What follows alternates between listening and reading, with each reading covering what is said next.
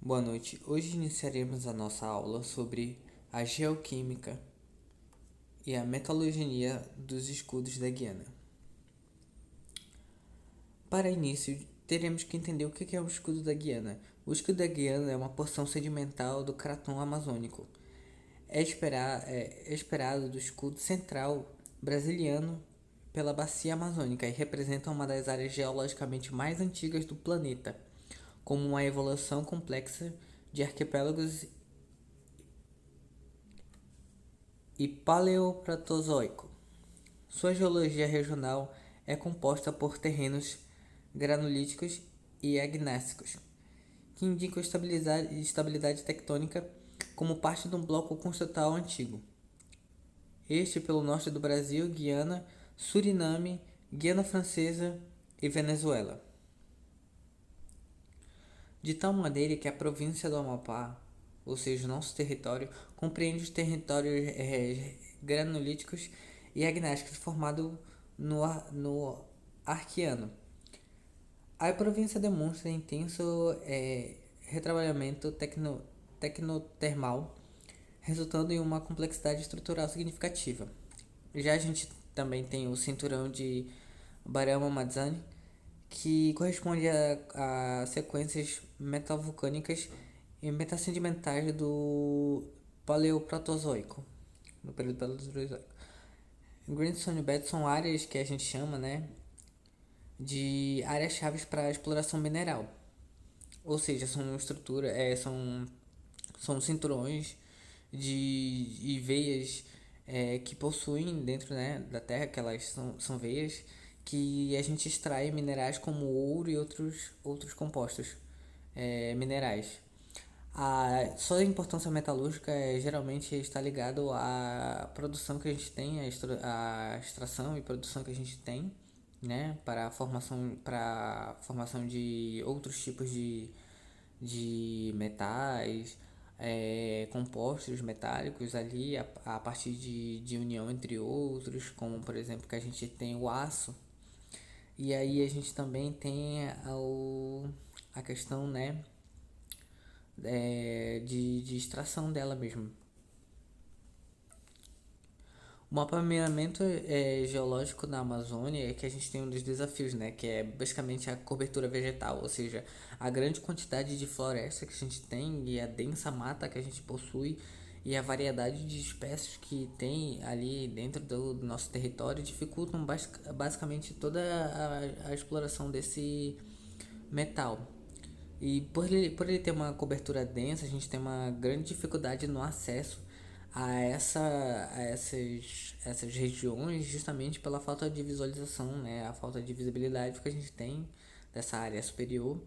E a gente também tem o fator de clima tropical, que envolve um intemperismo químico severo e a presença de regolito espesso, ou seja, saprólito e solos que são extremamente densos, né? E cobre a rocha fresca, ou seja, a gente tem uma grande quantidade de material ali presente acima dessas rochas, sabe? Acima dessas vias. E exigindo da geoquímica uma interpretação de sinais geoquímicos indiretos, ou seja, aqueles processos que a gente vai ter que estar atento para descobrir que tipos de metais, que tipos de veias possuem ali, a partir dos estudos da parte superior. Então, para a gente ter ali um mapeamento da região mineral, a gente precisa entender como é que ela está sendo estruturada a partir dos processos geoquímicos ali presentes naquela terra, ou seja, a presença de minerais, o excesso de minerais que a gente pode estar encontrando ali dentro. E a geofísica da área também sugere uma ferramenta complementar indisponível para inferir nos estudos estruturais dessas áreas. E a gente também tem a metodologia dos processos de prospecção geoquímica, ou seja, o sedimento de corrente, que é uma técnica, né, que a gente utiliza para o reconhecimento regional que envolve a coleta de sedimentos ativos do rio, ou seja, a gente pega amostras a partir daquele sedimento e faz a análise. Os concentrados de bateia, que é uma metodologia, né, que permite identificar os minerais pesados envoltos daquelas regiões também, né, e a questão de geoquímica do solo, que a gente utiliza de várias etapas para determinar os tipos de minerais presentes dentro daquele território, principalmente no solo amazônico, por ele ser muito rico.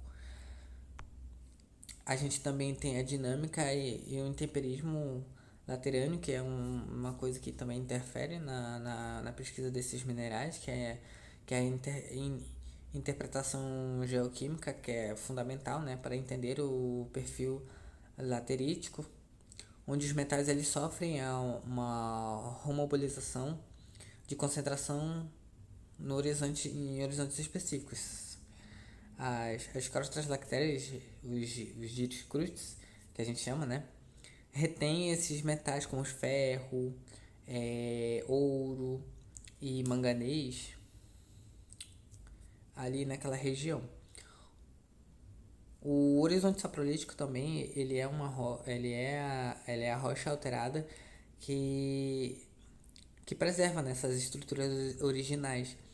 E os processos sedimentares, esses processos, né, supergênicos, eles são cruciais para o enriquecimento superficial, né? Ou seja, aquele mineral que a gente vai estar encontrando ali através daquela pesquisa, vão estar presentes nessa parte superficial justamente por causa desses processos, que ajuda na viabilização de jazidas e que a gente pode encontrar em determinadas áreas, né? E aí a gente tem os depósitos primários de ouro, por exemplo, né? Que eles são os depósitos primários de ouro dos escudos da Guiana, né? Que são predominantemente do tipo orogênico. Ou seja, eles são caracterizados por um controle estrutural de zonas de caselhamento, frequentemente associados a frequências desses cinturões, né? E, por exemplo, o grupo Vila Nova, né? Que é uma região de extração de ouro, de mineral, dessas veias de ouro. E a mineralização, elas afeta em filhões de quartzo também. Ou seja, esses veios de pedras de sulfatação disseminada com associação comum à pirita e a arsegonita, a arsenoperita também, que estão presentes ali naqueles meios daquelas veias. Por exemplo, exemplos regionais também que são bem notáveis, que a gente pode encontrar ali na nossa região norte, em Tartarugazinho e Lourenço do Amapá, que é onde a gente tem a extração de manganês na Guiana Francesa, por exemplo, em montagem, e a gente também tem a extração do ouro, né, dessas jazidas de ouro, dessas veias presentes ali, e diversos depósitos também, como no Suriname. Aí os depósitos secundários, que a gente chama de placers, são aqueles pequenos espaços menores do que os primários, que apresentam muito mais a variação. A gente tem a concentração mecânica, ou seja, que ocorre quando o ouro ele se liberta da rocha e se hospeda em outro lugar. E a gente pode ter aquelas micro jazidazinhas assim, que a gente pode estar encontrando. E aí, devido a esse processo também, que a gente pode perceber que existem ali é, o garimpo, né, em regiões como essa. Aí também a gente tem a questão das gênesis do manganês, que é a formação desse processo, né? Que é um ciclo que começa nas rochas originais de baixo teor, como o godito, os carbonatos de manganês, que também são presentes ali. Aí a gente tem aqueles processos de formações é, é, protominéricos, né? Ou seja, que eles ocorrem ali de maneira diferente dos outros. E o processo de lixiviação também, que é um processo de ação intensa das águas pluviais, né? Em relação a esse processo. E o enriquecimento supergênico, né? Que a gente tem ali os estados que envolvem a estruturação residual dos minerais de manganês. E a gente também tem o minério econômico final, que é aquele que a gente já produz ali, que ele já passou por todos os ciclos anteriores, né? de manganês para a gente ter um processo de alto teor.